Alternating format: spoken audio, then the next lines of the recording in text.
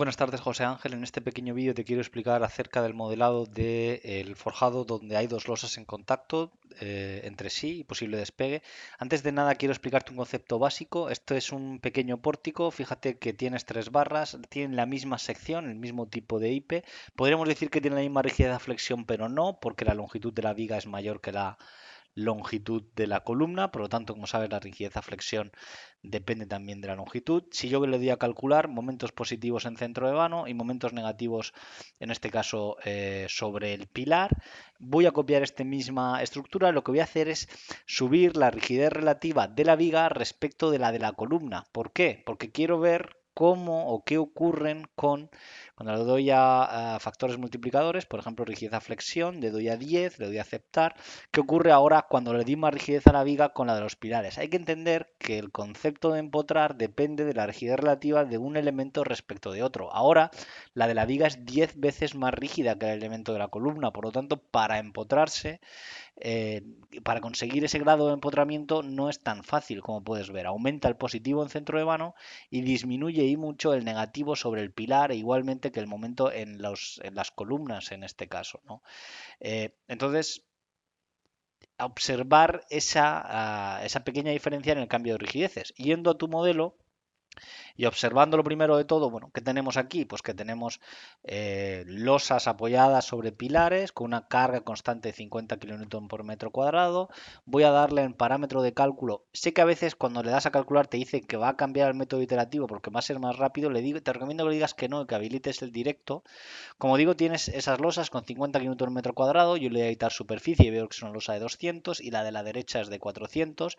Muy similar al problema que teníamos en el modelo del pórtico. La de la derecha tiene más rigidez que la de la izquierda. Consecuentemente, se empotra menos en los pilares que la de la izquierda y por tanto los momentos en los pilares son menores. Eso es por el concepto de empotramiento, como puedes ver. Ves que aquí tienes mucho más momento que en estos elementos de aquí. No solo eso, si yo cojo, por ejemplo, estas dos losas, hago una visibilidad, me gusta siempre ver cuando veo los resultados, bueno, evidentemente te puedes poner en Z, le das a resultados y das, por ejemplo, el MI, verlas, mostrar constante los elementos, mostrar constante los elementos. Si yo habilito para ver, por ejemplo, hay constante los elementos, el momento en el centro de vano, fíjate que tienes 159 y ahí tienes 183, más momento en el centro de vano, donde tienes más rigidez en las losas, porque es de 400, que donde tienes de 200. Vale, hasta ahí todo bien. ¿Qué me queda por comentar? Pues bueno, fíjate lo que tenemos aquí. Aquí tenemos ahora mismo 37,63 kilómetros de momento en los pilares. Es, por lo tanto, algo menor que lo que vemos aquí. Por lo tanto, puedo extrapolar que la rigidez de este modelo, en lo que a losa se refiere, será mayor que la del modelo central, que tiene 400, y evidentemente mayor que la del modelo de izquierda, que tiene 200, ¿no? ¿Cómo hemos modelado este modelo de la izquierda? Bueno, lo que tengo aquí, fijaos, son sólidos de contacto, ¿de acuerdo? Cuando le doy a mostrar modelo y le doy a mostrar la malla de elementos finitos, habilito el sistema de ejes y ahí veo los sólidos de contacto. Cuando habilito esos sólidos de contacto y le doy a sólidos, fijaos en el sólido de contacto, tienes cuerpo sólido de contacto que tiene un material. Ese sólido de contacto se ha definido con dos superficies que tienen de espesor 200 milímetros y 200 milímetros. La primera pregunta que me puedo hacer, joder, ¿cómo es posible que si tengo una rigidez de 200 y 200 milímetros, que este modelo sea más rígido que el modelo de la izquierda? Si aparentemente el de la izquierda tiene 400 milímetros. Bueno, piensa que si yo intento aplicar una carga en la dirección de arriba hacia abajo, perpendicular a la losa, igualmente equilibrada de abajo a arriba en la parte inferior, perpendicular a la losa, voy a movilizar ese sólido de contacto con la rigidez que acabamos de comentar. Bueno, Manuel, eso está bien. Y además, añado a eso que acabo de comentar, esta y esta superficie están excéntricas. Bueno, ¿y eso en qué tiene influencia? Pues bueno, imagina ese modelo de losa. ¿De acuerdo? Cuando yo trabajo a momento flector como el que ves aquí o como el que puedes pintar aquí, ¿cómo realmente el modelo ahora que tengo dos superficies de mitad de espesor van a recoger ese momento? Bueno, ese momento, ese semitriángulo superior, se va a repartir ahora en un rectángulo y una parte triangular igualmente de momento, de forma que cuando se sumen van a dar efectivamente el semitriángulo de la parte superior.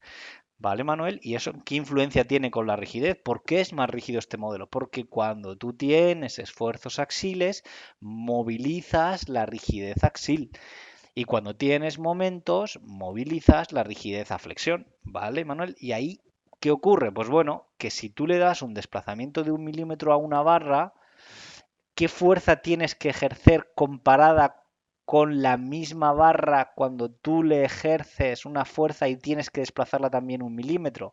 Evidentemente, la fuerza 2 es mucho menos, o por lo menos digamos menor, si no queremos decir mucho, porque dependerá también de las luces, que la F. Es decir, la estructura es más rígida axil que a flector. Me cuesta menos fuerza desplazarla transversalmente que alargarla o acortarla.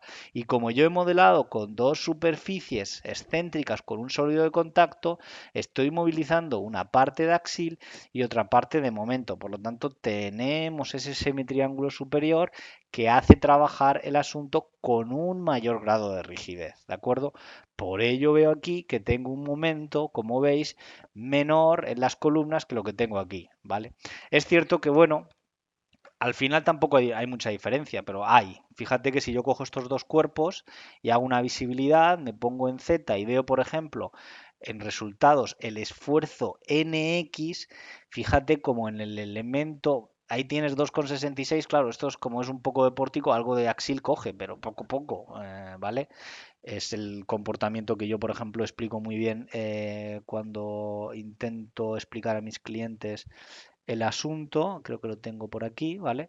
Cuando tú tienes este pequeño pórtico y la cargas transversalmente, evidentemente tienes, además de flector, tienes compresión, ¿vale?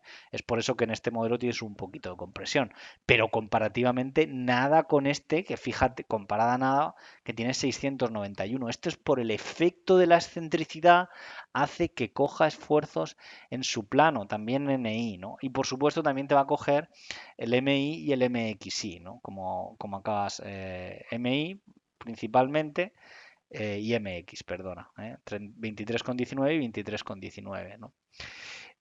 Vale, hasta aquí todo bien. Fíjate que en cuanto al tema del sólido de contacto, yo aquí podría, fíjate que yo he dicho al sólido de contacto que es una transmisión rígida, contacto, transmisión total de fuerzas perpendicular y sobre todo rasante. O sea, estoy transmitiendo el rasante completamente. Volviendo a mi esquema de dibujo, este que me he pintado aquí, sería que yo tengo dos superficies rojas, como las que ves, las rojas, una arriba y otra abajo, ¿vale? Las rojas. Si tengo el rasante completamente compatibilizado, tengo una superficie como esta morada, ¿vale? Es decir, totalmente compatibilizada a giro entre ambas superficies, ¿vale? Y hace que con el efecto de la excentricidad que hemos comentado tenga más rigidez. Eso es lo que tengo. La pregunta me puedes hacer, ¿verdaderamente eso es así o va a existir cierta capacidad de deslizamiento relativo entre la superficie superior e inferior? Es decir, pudiera ser que el rasante no se transmitiese en toda esa contacto de superficie. Pues bueno, esto tú lo puedes cuadrar y lo puedes llegar a simular. Evidentemente, en el momento que desconectes el rasante, ya no tienes una viga de rigidez h cubo, ¿de acuerdo? Sino que lo que tienes es dos vigas de rigidez h medios al cubo, ¿de acuerdo?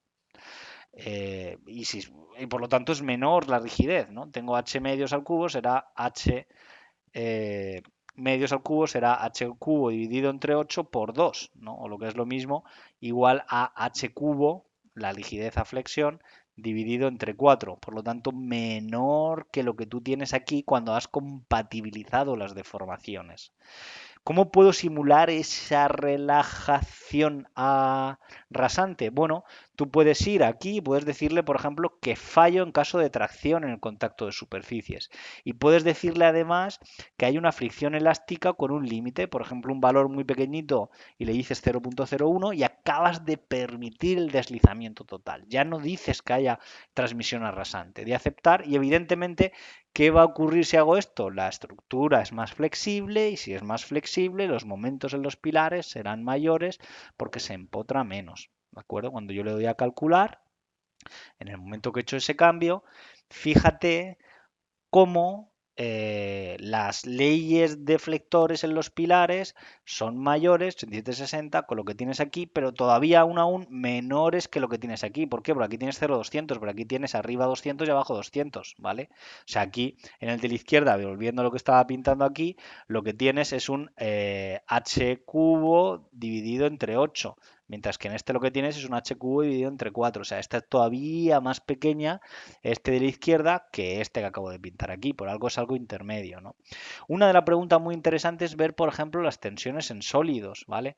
Fíjate que ahí te las ponen en esas unidades. ¿Por qué? Porque fíjate que si yo tengo 50 Newton metro cuadrado, una pregunta puede ser ¿cuánto de la carga va por la losa superior y cuánto va por la losa inferior? Pues para ello lo puedes ver con las tensiones de contacto. ¿Vale? Podemos ir en opciones, unidades y decimales, y para ver las unidades con un poquito más de sentimiento, si te parece, vamos a poner en kilonewton metro cuadrado, que es en el que yo he introducido la carga. Entonces voy a resultados, le doy a sólidos, le doy kilonewton metro cuadrado y si te parece, lo doy con cero decimales, ¿no? Vamos a aceptar. Y fíjate que tengo 25, la mitad de lo que he metido. Es decir, la mitad de la carga se está yendo por la losa superior y la otra mitad de la carga se está yendo por la losa inferior. Y esa transmisión, porque yo la carga la aplico a la losa superior, de 50, pues 25 bajan por el sólido de contacto. Lo que ves aquí es un fenómeno de singularidad, ¿vale? 25, 50, la mitad va por la superior y por la de arriba y la mitad va por la de abajo.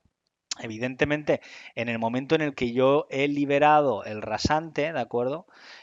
Intento, sobre todo, tienes que entender que en el momento que has liberado el rasante, fíjate que aquí ya no coges nada de esfuerzos en la superficie superior, sino únicamente los momentos mx y mi. 86 más 86 de abajo, entiendo yo, es la de abajo, puede ser que sí que tenga un poquito de axil por ese efecto pórtico, pero realmente, porque es la que verdaderamente se conecta con, como digo, con los pilares. ¿Vale? Damos a Z, ¿no? Pues 86 más el valor de momento que tengas por aquí, más 86, pues te darán los 160 que estábamos viendo antes por aquí. Esta sí que puede ser que te coja un poquito de axil, pero vamos, porque es la que está conectada con los pilares, ¿de acuerdo, José Ángel? Bueno, ahí te he planteado un poco todo, te dejo un poco las ideas para que tú decidas cuál es la mejor forma de modelar y espero que haya sido interesante. Nos vemos el jueves.